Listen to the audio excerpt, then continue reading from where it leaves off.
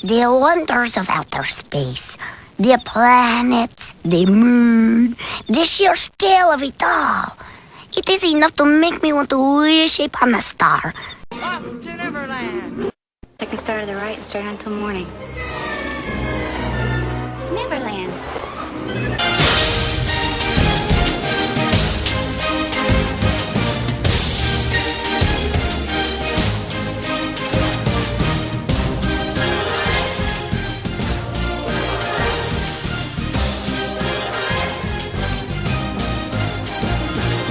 Good morning, Neverland!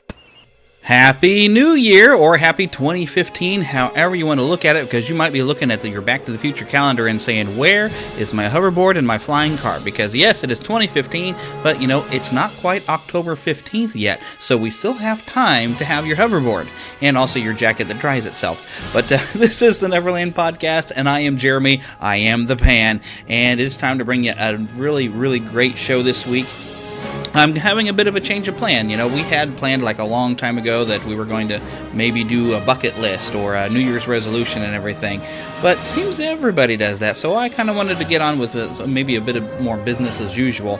And we did have something interesting, though, that happened within the last couple of weeks. On December the 22nd, we lost a dear voice actor who's done work for Disney. She was Goslin on Darkwing Duck. Christine Cavanaugh. She's also got a lot of other work, and you're going to be very familiar with some of her work. And so I thought it would be fun to dedicate an episode to some of her work. And so I've assembled a panel here. We're going to talk to Jason from DAF Radio, Gary from Saturday Morning Rewind, and also voice actress Katie Lee, who was one of our previous guests. You'll remember her as being Honker on Darkwing Duck, also as Sunny Gummy, and a host of other characters. And if you're not familiar with some of her work, she was even Rolf the dog on Muppet Babies. If you're not familiar with her work, go back and check on whatever episode it was. It was a pretty early on, but go back and check it out. She was on the Neverland Podcast. We talked about her career and everything, and she's always a lot of fun. And so I gathered them together. I've got a great audio. We had a great conversation, and I'm going to share that with you. And hopefully you're all going to enjoy it. I enjoyed talking to them. I had a good time talking to them. We talked a little bit about Christine's career, and then branched off into talking about how we enjoy the cartoons as a child, and how much those mean to us, and how they can still hold a special place in our hearts as we grow up. So it's a really great discussion. I think you're going to enjoy it. It really hits that theme of what we're all about here at Neverland. But speaking of the Neverland Podcast, I do need to get a little bit of information to you. I'm having a bit of a life change here this year. I have taken a new position with the Ford Motor Company, and due to the schedule I'm going to have coming up by the end of this month, we're going to have a different time frame for when the Neverland Podcast will be available for you to download. Normally I've had them already, Sunday afternoon, so it's ready for your work week on Monday morning. But that's not going to happen by the end of the month, or probably maybe first week in February is when it's really going to kick in. It'll start coming out midweek, say maybe Wednesday or Thursday. So it's a bit of a change, but we will continue on. Just make sure you're subscribed on iTunes, Stitcher, or Blueberry, so whenever those new episodes come out, of course, you will know. And of course, if you're following us on Twitter at NeverlandPcast, or following us on Facebook, Facebook.com/Neverland Podcast. We also do have a Facebook group that you can be a part of. If you're following in all of those areas, I will make sure that we are posting in those areas, although I guess Facebook is getting a little weird, and they might not necessarily let you see it, so you might actually have to look each time. But if you're subscribed on one of the prescribed areas, then you will, of course, know when every new episode comes out, and so you will not miss a thing. And make sure you're telling everybody, of course, about these episodes and how much fun we're having at Neverland. And also, do not forget to visit NeverlandPodcast.com. You can find all the information you can possibly want. We do have a news page, which is kind of a blog I have not updated in a while. We have some photos, some cosplay, and things like that. And also on the website, make sure you go to the link of Patreon.com that I've put up there, to where any donation you send through Patreon, half of that will go, of course, to Give Kids the World, which you can find out about that also on the website, NeverlandPodcast.com, where I also have a link for that. You'll also look in the show notes for anything that might be available on iTunes. Since we're going to talk a lot about Darkwing Duck, I will find a link for you can purchase some Darkwing Duck episodes, provided, of course, iTunes has it available. I'll link it up for you so you can just conveniently click right there. And, of course, everything you do there does help out the show. But that's enough of me flapping my gums. How about we move on to some of this great content? The conversation I had once again with Jason from DAF Radio, Gary from Saturday Morning Rewind, and, of course, voice actress Katie Lee. Enjoy. To Disney and beyond. Welcome, Leverlanders. We have ourselves a nice little panel set up right here. Well, let's go with us, just to introduce and go around the room of who we've got with us. We'll go with us, us minor league, our little podcasting groups here. Of course, you all know me. I'm the Pan. You've been listening to me already in this show. But over here, we're going to say to my virtual... Let's see, if I was sitting on the map, that's over to my left. to the west of me, we have Jason from the DAF Radio podcast. Say hello. How's it going? Hey, how's it going? And then over to my virtual right in the podcast universe, over from Raleigh, North Carolina, we have Gary from the Saturday Morning Rewind podcast. Hey, everybody. Hey, Gary. Yeah, and of course, there's that other voice you just heard. She's back again. One of the first big guests we had on the Neverland podcast, voice actress extraordinaire, Katie Lee. Woohoo! Hi, everybody. Yay! Thanks for having me back on it. That's nice. Yes, and we've had Katie on here, and all of us, three of us as fans, and one of us as someone who knew this person. But we have wanted to pay tribute on somebody who was really, in a lot of ways, meant a lot more to us than I realized the more I've learned about her career. But Christine Cavanaugh passed away this past December the 22nd. And I tell you what, when I first heard about this, I remember reading on Facebook, Rob Paulson had posted, "Rest in peace, Christine Cavanaugh." And I was like, well, I wonder who that was. I wonder, was she another voice actress that he had worked with? And then as I started seeing other posts up there, started seeing pictures of Goslin and Chucky from Wugwats. Yeah, that was, I'm a good speaker. This is why I work in podcasting. And then, of course, Babe and just all kinds of different things. And I was like, oh my goodness, this is kind of a big loss. Please, do not push the button. You have no idea what it does. And I'm so young too. But so we've got to have a panel here so we can kind of share memories of watching her work, and Katie can share, of course, of working with her. So yeah, I guess we'll start with you, Katie, since you met her long before we knew who she was.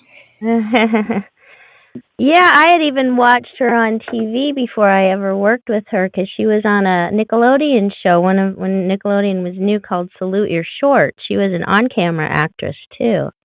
Mm-hmm. Yeah, it's funny.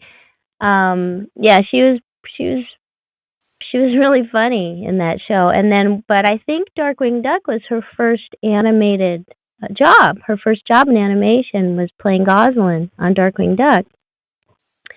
So that was fun, because I hadn't ever met her when we did that. She was new to the business, and she was just so sweet. I mean, someone else, another director, posted something on Facebook that I have to agree with, that her performances were always really surprising.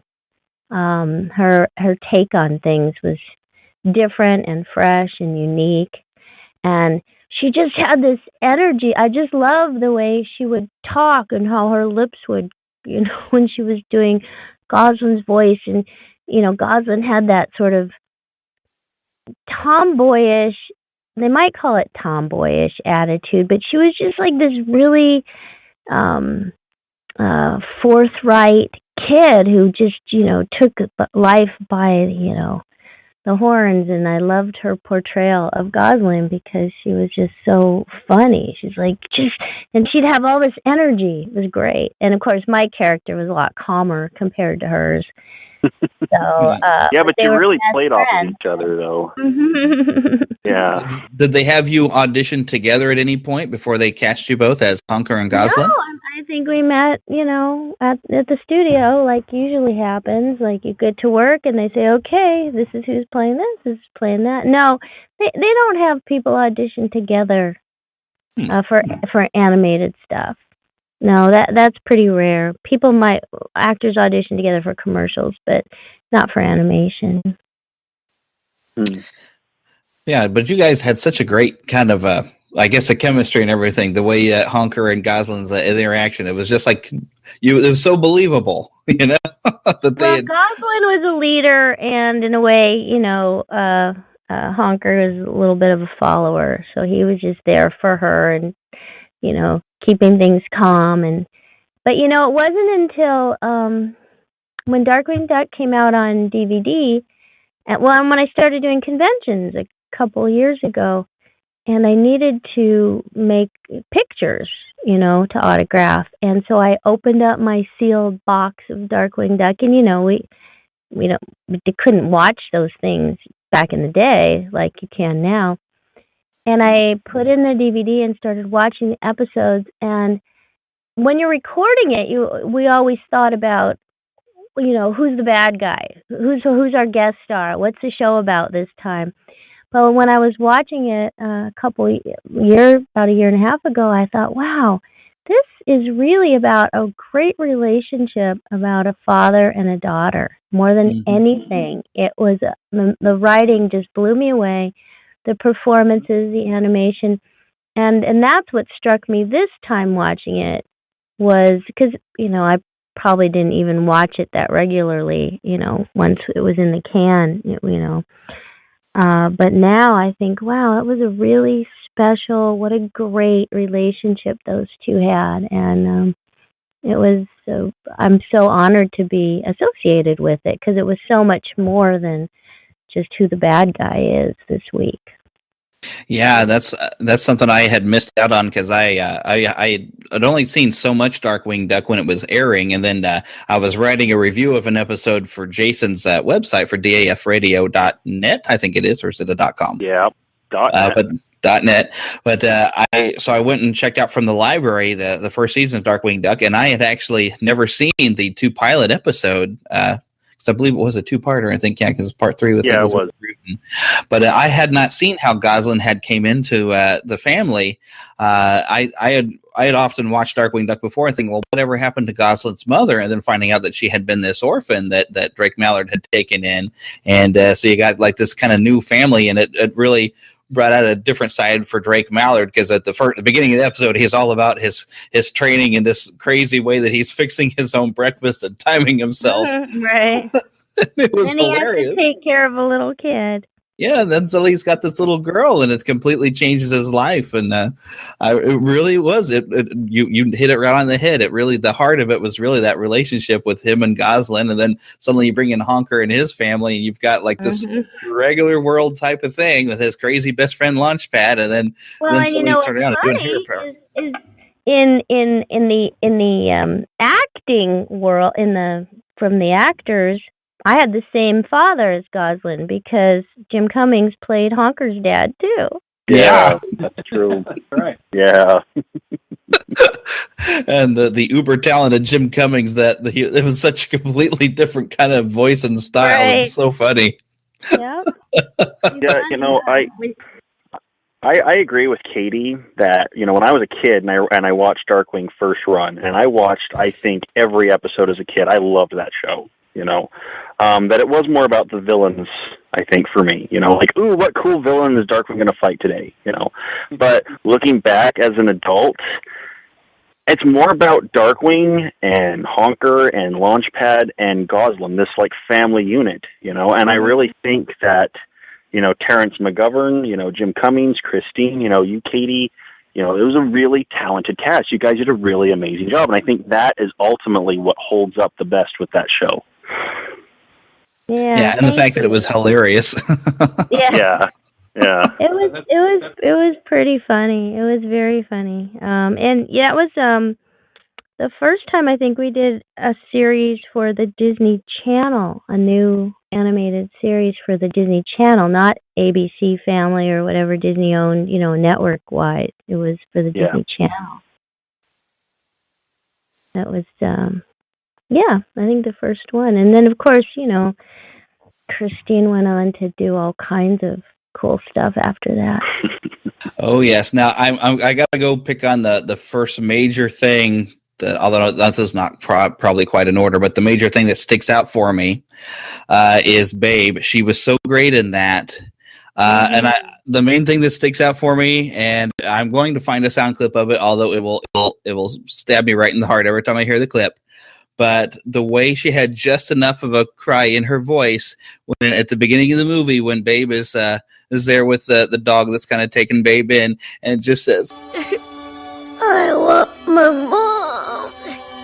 That every time it just rips my heart out. Oh, yeah, and I could totally see it because I can see Chrissy with her little lip wavering because she was really, her lips were very expressive. That sounds weird, but if you watched her perform, she had this kind of gangly body that, she was wiry and tough, but she had it's funny when you go to imitate somebody, you always look at how they form their words and how their faces look, how their bodies move. And she just had it was in her lips. It was a lot of her acting. You could hear that with her crying too, right? Yeah, with just her voice, she could make me cry. Because I tell you what, I can't get through Babe without being like all pixie dust in my eyes and everything. Around you. Yeah. Oh, it's such funny because Tim and I did for the Saturday Morning Rewind, our most recent podcast, we did an in memoriam for the voice actors that we lost this past year, and we opened it with her singing "Little Girl Blue" from Darkwing Duck, which was devastating. Because there's so much emotion in that song when she sings it, especially now, after the fact. I think that's what was so stressful. Sometimes people don't understand because we think cartoons or voiceover, what an easy job. But if you're good, if you relate to your characters and it's very energetic, it can take a lot out of you.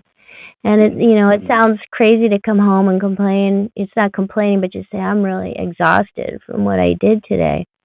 And I think that was stressful for Chris. It's a lot of, it's a lot of work because she did put a lot of, energy. All her characters were extremely, high speed. And I think even, Babe, nobody emotionally, yeah. Oh, yeah. So that's, I think that's one of the things that she got tired of is, you have to be on. It's when you go to work, you gotta put everything aside and it's lots of energy and focus, and usually, it's great, it's fun, but she was in a lot of things at the same time. And, who knows? Nobody really knows too much about her personal life. I don't even know if I ever met her husband at the time. We used to talk about him.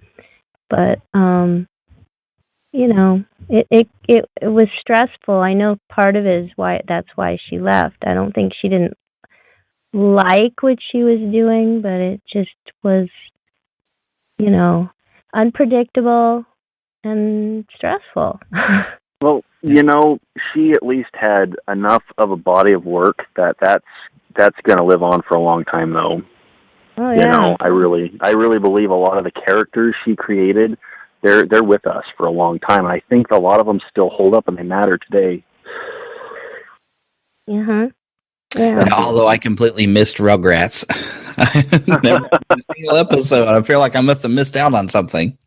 I feel the early seasons were the best. That's just my take on that show. But, it's interesting to me also. This is how I personally found out that Christine passed away. And I think that this really testifies what a major figure she was in the lives of, the children of my generation, or, Gary or Jeremy. I found out through Facebook, through the little news feed. And if you know how those things work, it's based on how many people are, typing about it on their Facebook page, And I the have news no that idea how those things work. Yeah, no, that's totally how that actually works, is that it's all based on, how many people on Facebook are writing about this article, this bit of news. And so I thought it was the if fact your friends write about it. Yeah. So the fact that she was like in the top 3 for a while when the news first broke, I really think that points out how much, her fans care about her. I posted on our Facebook page, on the Disney Afternoon Forever Facebook page, kind of my own little tribute, thanks for the memories. And I was just amazed at how many likes that thing got in such a short amount of time. And I've gone to other websites and other fan sites, and it's just, she was a very beloved figure to her fans. So, well, she was, just a really a total professional. Nobody could ever say anything bad about her. She just came in and did her work. But she, wasn't big into the Hollywood aspect of, which most voice-over actors aren't anyway. But even, just totally, not, just enjoyed doing what she did and living her life, and very professional, always pleasant. You won't find anybody say anything, bad. That's why she was so missed. Like, wow, why did she leave us? She left us when she moved away, and that was the strangest thing. And just, she just cut ties with everybody. And boy, the ongoing series, with Dexter's Lab, which was one of my favorite cartoons, even as an adult when I started watching it. When she left, Dexter was never quite the same. The replacement voice was like, it sounds like Dexter, but it doesn't sound like Dexter. It just something was missing. Well, and I think that's the art of voice acting is, anybody can, I can imitate this or that, but the actor brings so much to the role. Mm-hmm. It's more than just a voice. It's a whole embodiment of a character. It's her sense of humor, her timing, her whatever, and that's why they say if you want to create a character voice, you should either do a really bad imitation of somebody who's famous or do a really good imitation of somebody nobody knows. But you'll never be exactly the same as, anybody. It's your own. Yeah, for me, I grew up watching Rugrats probably more than anyone else here. And I remember... Well, there were 2 things I was obsessed with, and that was, ironically, Rugrats and Adventures in Odyssey. So, with that, I grew up, I think in the same year. This is Gary from Saturday Morning Rewind. Yeah. Wow. Yeah, so it's a pleasure to talk to you. Pleasure is all mine. but with Christine and with E.G. Daily, those were like 2 of the first names that I actually knew when I started delving into voice. And then, of course, was, Katie, Lee, and Will Bryan, et cetera, et cetera. And I can really thank her for turning me on to this world of voice acting. And it just really hit me hard whenever she died. And I guess I hate to say I'd kind of forgotten a little bit because she hadn't been, talked about in a while, but when she died, it kind of brought back all the memories of how great she really was. Right. Yeah, and you don't think about how much these voice actors, how big of an impact they have because you kind of grow up listening to them. I think I've almost gotten where I've kind of been able to focus more with, because also I love Adventures in Odyssey, and over the past few years, I mean, as the time I've listened, like when Hal Smith passed away, and my goodness, I can't. My brain's gone out there, but Walker. Oh, so many people have passed. Yeah, Walker Edmonston, and the one that's just more recently who was on the Partridge Family who had passed away, Dave Madden. My brain went out the window for a second. Thanks y'all for covering. But to have all these people pass away that through having listened to them on Adventures in Odyssey. that you get so used to the different characters, and then you find out of all the different, the animation they'd worked on, that you're like, oh my gosh, I used to watch that, and I used to love that, and only recently when I did an episode here for Mickey's Christmas Carol that I realized that Hal Smith had even voiced Goofy in that, and even Will Ryan had been Willie the Giant at some point, and just all the people actually, Will's Pete too in that Horror. Mm-hmm. Mm-hmm. And Alan Young wrote the movie, so yeah. There's just so much great work, and I think it's so often goes so unappreciated until you get maybe as an adult, and then you hear the voice of a voice actor, and you connect it with the characters you grew up with and loved as a child, or even as an adult who is a big child, because I never grew up really, and so you have that connection. It's like, wow, these people really meant a lot to me, and even though I never ever saw their face, their voice is always going to bring back those happy memories of watching that animation or listening to something on the radio. It's a very, very special thing, and so you really do kind of feel that loss. It's I guess I can't quite fully equivalent to Robin Williams because everybody felt that one around the world, but it's that same type of thing where they mean a lot to you even if you never saw them. Yeah, I think that's very sweet, and I'm really thankful to get to hear that, because I think, sometimes we're in our own little world, and the one good thing is I think all the work that you mentioned, all the things that people do, we do it because we like to do it, and there may never be an audience, and we'll be happy, but then to hear that feedback later on, it's like, wow, somebody else really, it means something to them too, so that's nice. Yeah, I think it's because as a kid, because voice acting is done so well, as a kid, you believe those characters are real, and no one can tell you otherwise. Like, yes, I see, it's like a drawing that's moving, but it's real to you. And then as an adult, you realize, okay, well, this was a performance, and yeah, that's when you start really connecting. It's like, hey, there were people who really put a lot into it that you couldn't see them, so they had to put everything into their voice to deliver that performance, to get across that emotion, or to make you laugh in some fashion. And it's really something. I think that's why I whenever you can see clips at conventions and they have some voice actors in, that there's people who are just like, they were the voice of who? Oh my goodness. And everybody just like, oh man, I just can't wait to see them, and I want to hear them talk, and hopefully talk at some of the characters I love, and we get excited about it. Well, there's something very intimate about your ears. Yeah. Very true. See, and I think I'm just a geek because I was paying attention to all these voice acting names back when I was a little kid. Well, you're one of us, obviously. So, I mean, I knew about all of you, Katie. I mean, I won't say all of you, because even now, as I'm doing this podcast, I'm coming up to names, I'm like, whoa, no way, because there are a lot of voice actors. There really are. And I don't think a lot of people realize that, but the ones that pop up a lot, I knew about them when I was a kid, and so it was really a thrill as I'm starting to get to meet a lot of these voice actors, and it's really awesome. I'm really sad I never got to meet Christine, but she sounds like a really amazing person. She was really very shy, because I don't know if you would have ever been able to meet her. Yeah, I realized know her anyway. I think she obviously had very close ties with her family in Utah, and she came out here. She came, she saw, she conquered, and she had enough. Mhm. I totally understand that.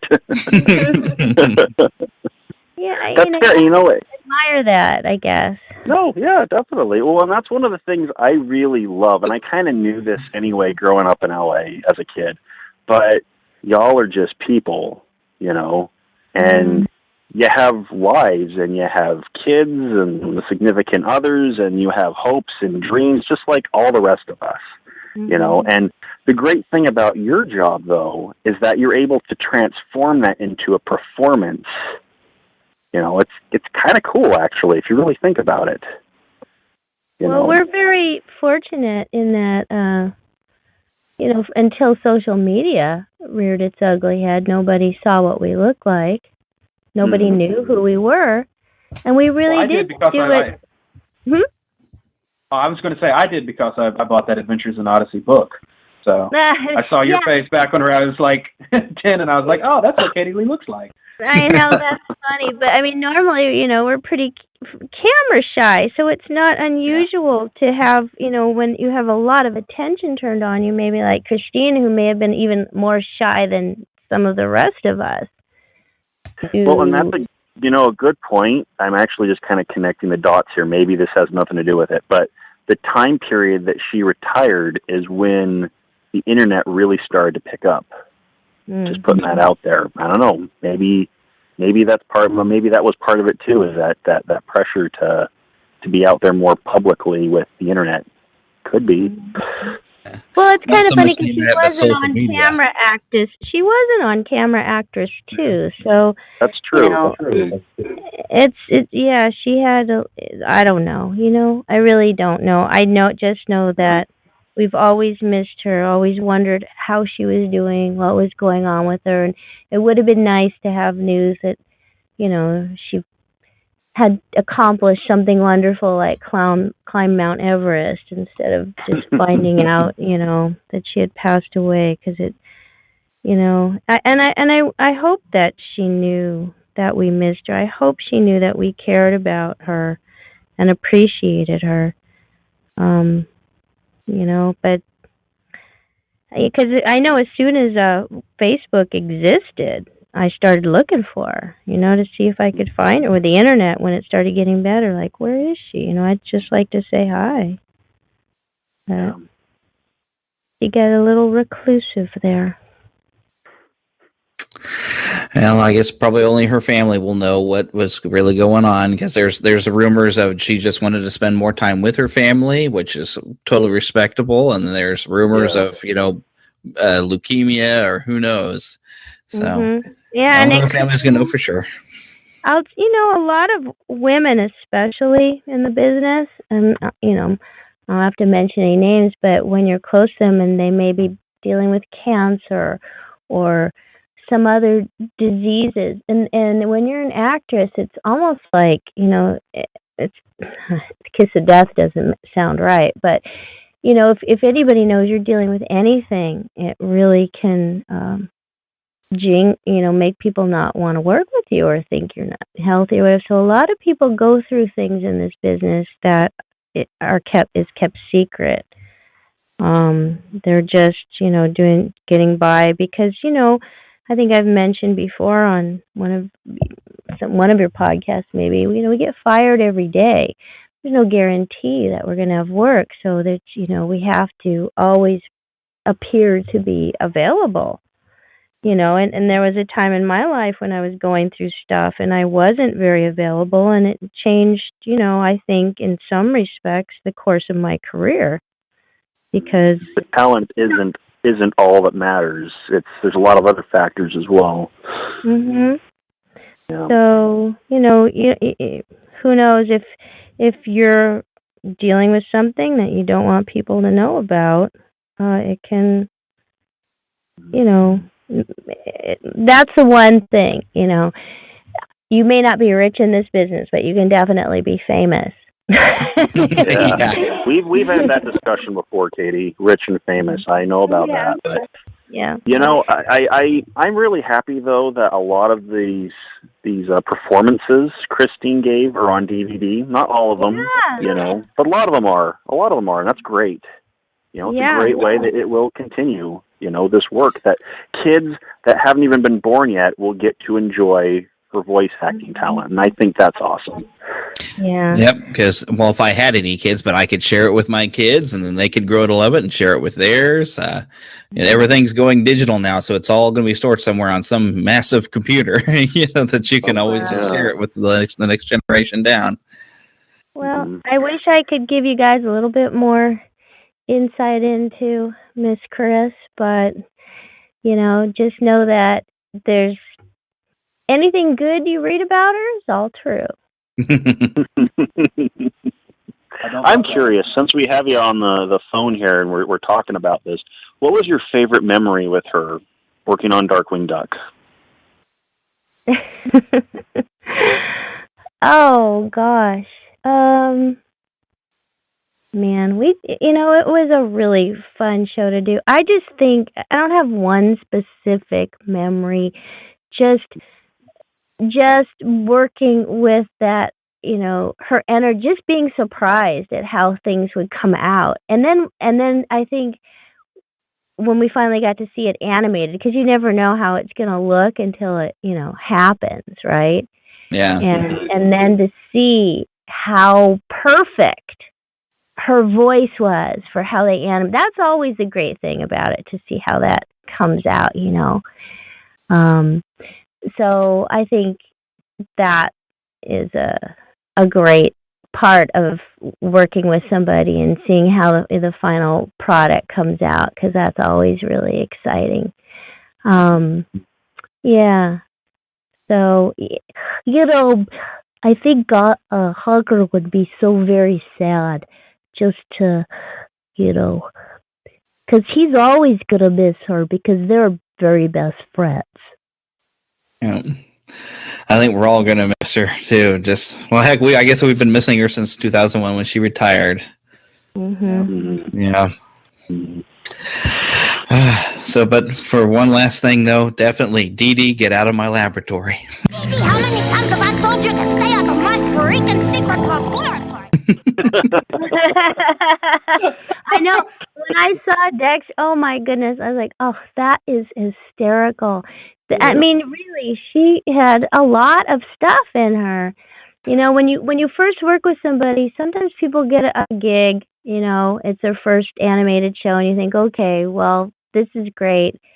I wonder if they'll be able to sustain, or book another, because, every series, it's a new experience. You audition, and then it was like, who is playing Dexter? And when I saw it was Chris, I'm like, oh my gosh, I never would have imagined her doing that. And, you just don't know what people have inside of them. And, and at least, in animation and voice work, people who are talented like she was have the opportunity to express those things that are inside that, you wouldn't get to do just on camera. And I was really impressed. I thought that was hysterical. Absolutely hysterical. And one of the things it was probably one of my favorite episodes of Dexter's Laboratory, for as much as Dee Dee would drive him crazy, the one episode where he finally gets Dee Dee and like she's fired out of the lab, and he's trying to rehire a new person to kind of disturb him because he realizes he can't work without some sort of chaos behind him. And so he realizes he needs Dee Dee in there to destroy his stuff just so he can focus on his work. That's so funny. Yeah. I remember that one. That was probably the greatest episode, because this is why we keep watching, because Dexter doing his crazy stuff, but there was that great brother and sister that, as much as Dee Dee annoyed him, you knew there was that sibling love was going on. Mm-hmm. And that's good writing too. When you get those combinations of great characters and great writing, you remember it. Yep. It touches you. It's you guys are still talking about it, so it means something, right? Yep, I'll probably be 70, or I'll still be talking about cartoons I watched. I've actually got somebody got to me this for actually Philip, Lost Boy Phil, for anyone who listens to my show regularly, will appreciate this picture that he got me that I have now on my wall for Christmas. It's a drawing of Peter Pan with Wendy, John, and Michael, and it says, "Grow wise, grow strong, but never grow up." That's exactly. I'm going to grow wiser, stronger, and older, but I'm never truly going to grow up. I'm going to keep that pixie in my pocket and that good attitude and share it with others and keep that youth going as long as I can until I'm in my grave, and then I'll just transfer and I'll go to heaven and I'll be a big kid there. Well, I still repeat cartoons I watched when I was a kid that stuck with me. So, yeah. I get little phrases. Oh, yeah, I mean, cartoons are a huge part of your life. If you're one of those people that watched them, I mean, and we're all, especially if you come to work with us and see, any scene or something reminds us of something we saw in a cartoon, or there's something, a crisis is going on, somebody might yell, "Help, Cecil, help!" You know what I'm referring to. You may not. That's my cartoon growing up, Beanie and Cecil. I think I've heard of it, but I've never seen that one. Oh, you better. Okay, I highly recommend. Now that there's YouTube, you can see everything. Watch Beanie and Cecil. Absolutely. I mean, one of my favorites growing up. And then when I did work with Walker Edmiston, it turned out when you work with these old timers and they fill you in on the real history, Beanie and Cecil was a puppet show originally, and Walker was one of the puppeteers. And there's some history for you guys to look up. Yeah, I guess so. Cecil the sea serpent. Yeah. Very funny. And was it was Dawes Beanie's voice? I think so. Yeah. Referring, of course, to Dawes Butler, or should I say the great Dawes Butler. Yeah. So, yeah. Well, I will always love best for Yogi Bear. That was a very satirical cartoon. You should watch it and do a little show on it and inform your listeners. Oh, it's definitely something fits in the alley of my podcast because I go Disney and beyond, so I don't have to stick to Disney stuff. Woohoo! I cheat. Cheater. Well, Yep. I'll tell you how you can combine, because they did an episode of Beanie and Cecil I saw when I was playing around YouTube once and it was about Disneyland, but it was called Ditsyland, I think. So you have that, yeah. So there's an overlap there. They made fun of a lot of stuff, a lot of very fun. Well, I think Stan Freeze is in there too. So. Oh wow. Yeah. Oh my goodness. So, what was some other of your favorite cartoons when you were a little girl? Well, I used to watch Davy and Goliath. That's not a cartoon, but with Hal Smith. It's animation, so it works. Okay. Gumby and Pokey. I was a big Gumby and Pokey fan. Yes, I love Gumby. They used to show that even when I was a kid. Mm-hmm. I actually have a Gumby figure on my wall.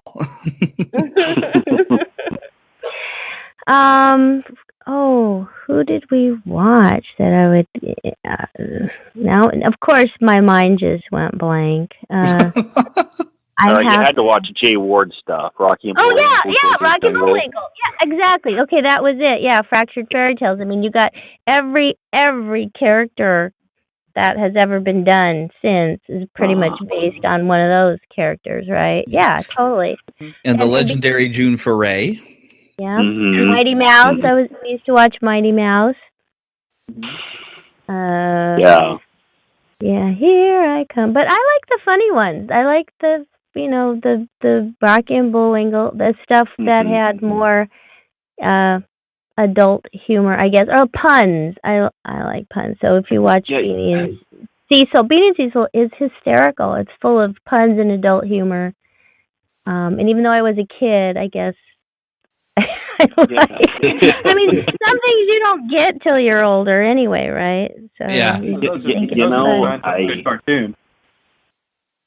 What? Oh, I said those are the signs of a good cartoon. Yeah. Whenever I watch it as a kid and laugh, and then I watch it now and I'm like, wow, that joke went completely over my head, and I still laughed. Yep, exactly. I mean, and so some of the Warner Brothers, were like that too, right? Bugs Bunny and that, but I would rather see something that was witty than watching things blow up. Like even Wile E. Coyote was fun, but not as clever as. I don't know. For some reason, I got that humor when I was younger. That's the great thing about Bugs Bunny is that he's kind of both.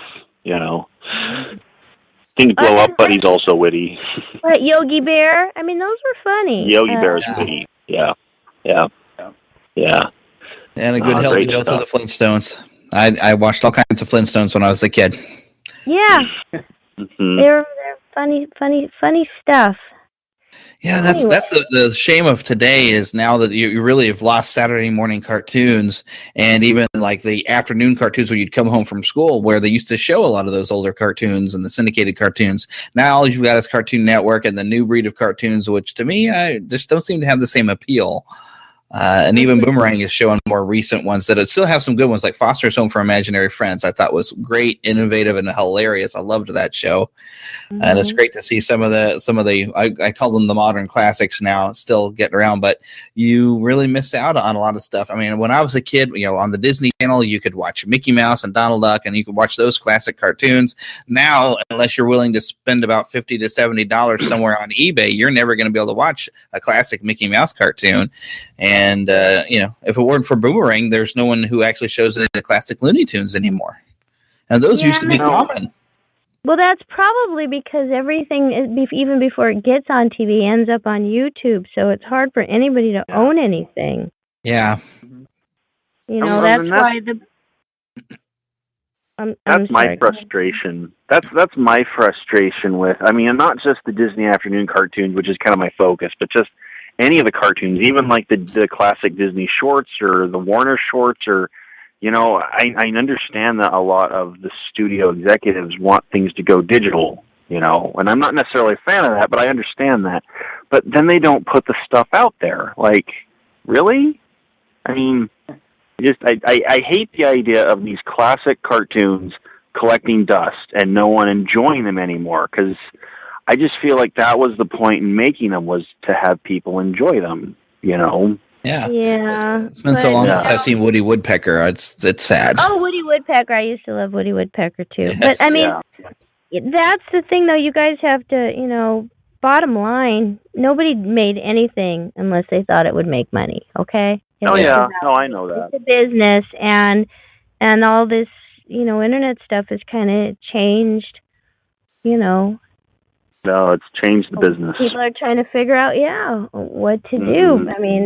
Just about all the shows I've worked on that I think were pretty amazing, got to work on with, my idols. They don't show them. Nobody knows they existed, except your age.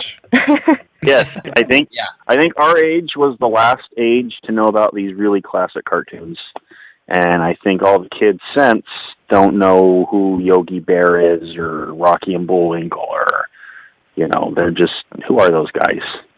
And I think that's really sad. I really do. Well, yeah. Anyway, though, it's great that the stuff that is out there, and that as time marches forward, these performances, there are still ways for people to enjoy them, and even though, and I mentioned this after Robin Williams passed away, because I also talked about other, not just voice actors, but just people behind the scenes that worked on these shows, the Disney afternoon show specifically, but it goes for anything, like James Avery, we lost him, I think, about a year ago, and besides doing Fresh Prince, he did a lot of voice acting too. The thing is that, exactly. The thing is, though, is that because of this particular profession that, Katie and all these people are in, there's a little bit of immortality there. I can pop in my Darkwing Duck DVD and Christine's there. There's Dawson, and that's really special. That's really awesome, what's great, too, is that I'm just going to say this and then I'm going to have to say goodbye, but it occurs to me that what is so amazing and wonderful about being a voice actor is that it doesn't matter as you get older. People don't look at it later and say, "Oh, I see what this person looks like now." Like an on-camera actor, and and then they look at you and wow, they're really old, because the voices our voices don't normally change that much, and the animated characters don't get old. So they don't have that kind of, the performances you do on camera. If you look at Dustin Hoffman now and you look at him in the past, like, wow, that's the same guy, or it's dated. When it's animated, I don't think it gets as dated. If the humor, if the stories are good and the voices are good, they have a little bit more longevity, I think, and less judgment. I don't know if judgment's the right word, but they're not viewed in the same light as films. Yeah, I agree. I was watching some of the classic Donald Duck shorts not too long ago, and I really feel that a lot of them still hold up today. I really believe that. Oh yeah, especially when he's really trying to make waffles and he puts glue in the dough. I love that one. Exactly. So nobody says, "Well, I don't want to listen to Donald Duck because he's old now." Yeah. The age of the actor, the personality of the actor, whether we're alive or dead, doesn't change the appeal of the show. Yeah. Funny is always going to be funny. Mm-hmm. Well said. Well said. Voice acting is kind of a way for immortality, so to speak. Yep. I guess. And it's that great way to reach somebody when they're very young, and they can stay with them all the way till they're an adult, because you can just always have that voice always there. Yeah, absolutely. Yeah. And I have many of them. Well, thanks, you guys. I have got to say goodbye, so I'll let you carry on if that's okay. All righty. Well, thank you so much for coming on the show again. Thank you. It's nice to talk to all you guys. God bless. Take care. Thank you. Bye-bye. Bye. Okay. Well, we'll go ahead and wrap this up by once again going through our round circle here. So we had Jason, tell everybody a little bit about your show and your website. DAF Radio, or Disney Afternoon Forever. That's what the DAF stands for. We are all about the Disney afternoon. So, we were talking about, with Katie Lee, and she worked on Gummy Bears and Darkwing Duck, and we're talking about Christine, and she worked on Darkwing Duck. And so we're all about focused on protecting the history and collecting the history of the first about decade of Disney television animation, otherwise known as the Disney Afternoon for a lot of people at home. And we also are trying to get the DVDs released. So there are actually some more of the DVDs, the final volumes of Tailspin and Gargoyles and the first two of Goof Troop, that are going to be released retail. They're already at Walmart, and in just a few weeks they'll be everywhere. So we're really excited about that. And they can follow you on Twitter at DAF Radio, right? That's right. Or just look on Facebook, Disney Afternoon Forever, or, of course, as you mentioned, on our website, which includes podcasts with interviews like with Katie Lee, dafradio.net.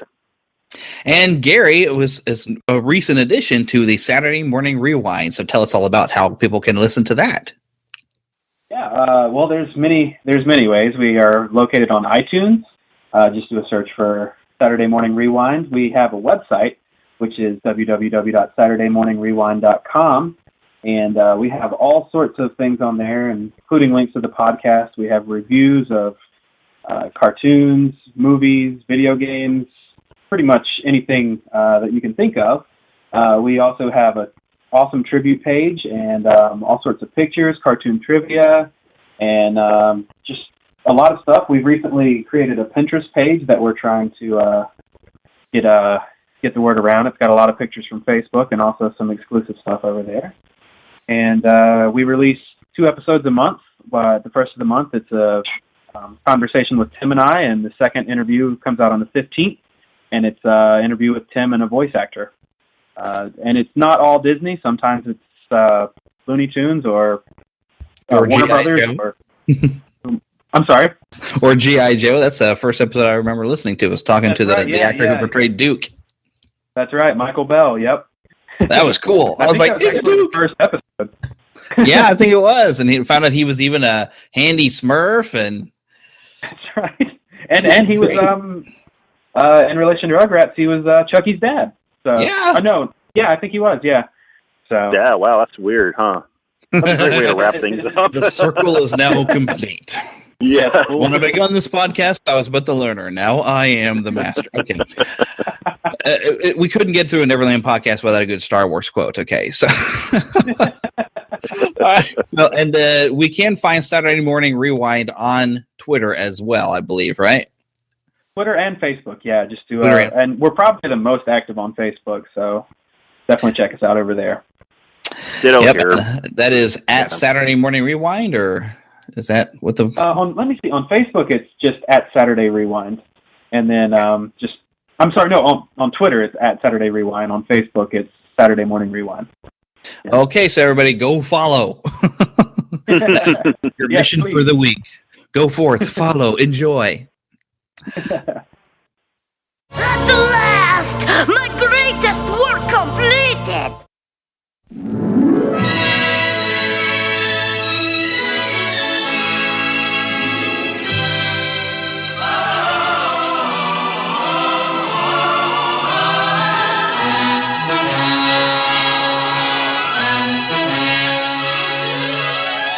Thank you for listening to the Neverland Podcast. Please subscribe and rate the show on iTunes, Stitcher, and Blueberry. We love to hear from you on twitter.com/NeverlandPodcast and facebook.com/NeverlandPodcast. Leave us a voicemail at 816-226-6492 and send email to podcast@neverlandpodcast.com. Join us next week and we'll once again go to Disney and beyond. The Neverland Podcast is copyright Glue Band Productions and all original content belongs to the same. Other content is copyright of their respective creators and is used under Creative Commons license.